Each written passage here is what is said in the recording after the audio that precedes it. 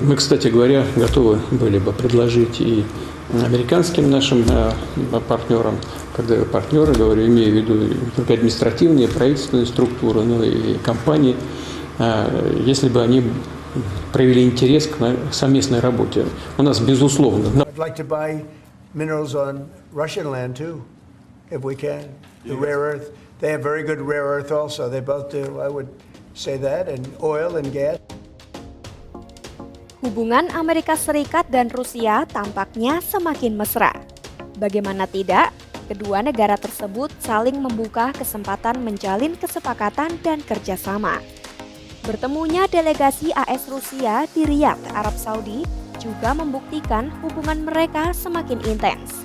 Padahal sebelumnya, AS berada di pihak Ukraina yang tengah berseteru dengan Rusia.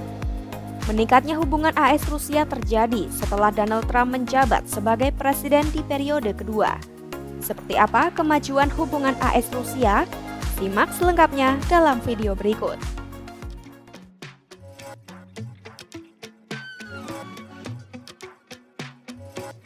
Presiden Rusia Vladimir Putin membuka tawaran kepada AS untuk bekerja sama dalam eksplorasi endapan logam tanah jarang di Rusia. Ia juga menawarkan menyediakan pasokan aluminium ke pasar domestik AS berdasarkan kesepakatan ekonomi masa depan. Bahkan, Putin menyebut Rusia memiliki jauh lebih banyak sumber daya daripada Ukraina. Penawaran ini muncul saat Ukraina masih terus menunda kesepakatan jual beli mineral berharga yang diajukan Washington.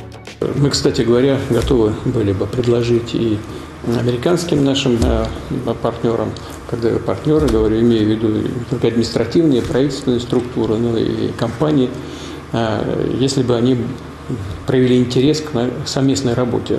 У нас, безусловно, на порядок, я хочу это подчеркнуть, на порядок больше ресурсов подобного рода, чем в Украине.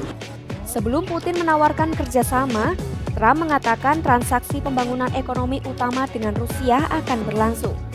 2 jam usai pernyataan Trump, Putin langsung menggelar rapat dengan para menteri dan penasihat ekonominya mengenai logam tanah jarang.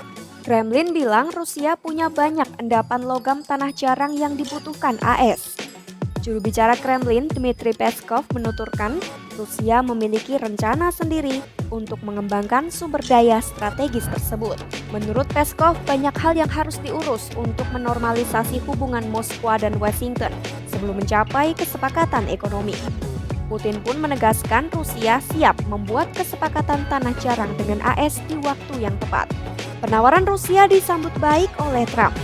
Dalam sebuah wawancara, Trump mengakui dirinya tertarik membeli mineral tanah jarang dari Rusia, begitu pula minyak dan gas.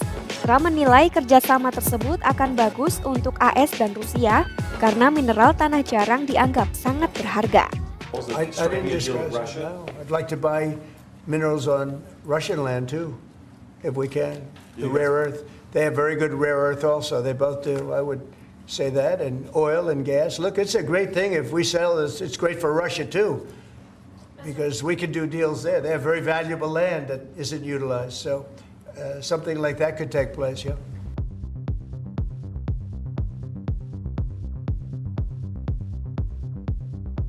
Kemesraan AS Rusia semakin jelas saat kedua negara tersebut masing-masing mengirim delegasi ke Riyadh, Arab Saudi.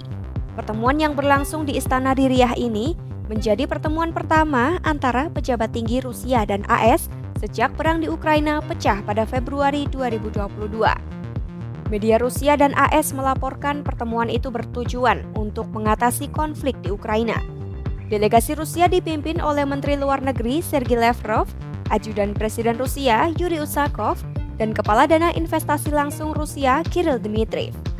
Sementara di pihak AS, Menteri Luar Negeri Marco Rubio memimpin delegasi didampingi Penasihat Keamanan Nasional AS Mike Waltz dan utusan khusus AS untuk Timur Tengah Steve Witkoff. Selain membahas Ukraina, diskusi mereka juga bertujuan untuk menyiapkan rencana pertemuan Putin dan Trump. Namun, Kremlin mengatakan belum bisa memastikan jadwal pertemuan kedua pemimpin tersebut. Jadwal pertemuan Putin dan Trump mungkin akan diumumkan setelah negosiasi AS Rusia selesai. Selain itu, Kremlin juga menyerukan kembali bahwa Rusia bersedia menyelesaikan konflik di Ukraina melalui cara damai atau diplomatik.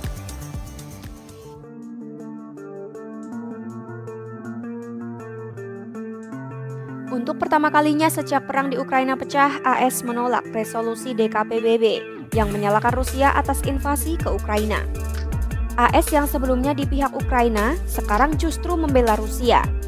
Penolakan AS bersama Rusia terhadap resolusi DKPBB terjadi tepat pada peringatan 3 tahun perang di Ukraina. Bersama AS dan Rusia, ada 17 negara yang menolak resolusi tersebut, sementara 65 negara memilih abstain. Di samping itu ada resolusi kedua yang dirumuskan oleh AS berisi duka cita terhadap para korban perang di Ukraina. Namun, tidak disinggung bahwa pihak yang memulai perang adalah Rusia. Resolusi kedua itu akhirnya diterima di DKPBB. Namun, Perancis, Inggris, Yunani, Denmark, dan Slovenia memilih abstain. Inggris dan Perancis yang menjadi anggota tetap DKPBB memilih abstain karena jika mereka menolak, maka keadaan akan kembali ke titik nol. Inggris beranggapan pihak penyerang harus bertanggung jawab atas perbuatannya.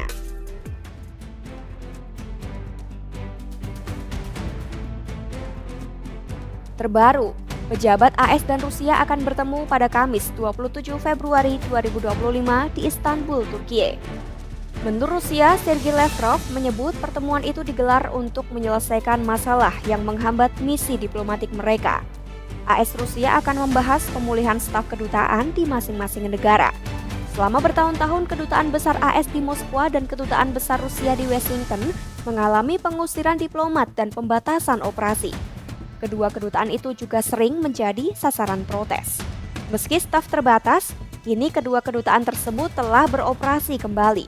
Lavrov mengisyaratkan pertemuan AS Rusia di Istanbul akan memberikan ukuran mengenai seberapa cepat Washington dan Moskwa memulihkan hubungan. Наши дипломаты, высокого уровня эксперты встретятся и рассмотрят системные проблемы, которые накопились в результате противоправной деятельности предыдущей администрации по созданию искусственных препон для деятельности российского посольства, на что мы, естественно, отвечали взаимностью и создавали тоже некомфортные условия для работы американского посольства в Москве. Такая встреча состоится завтра в Стамбуле.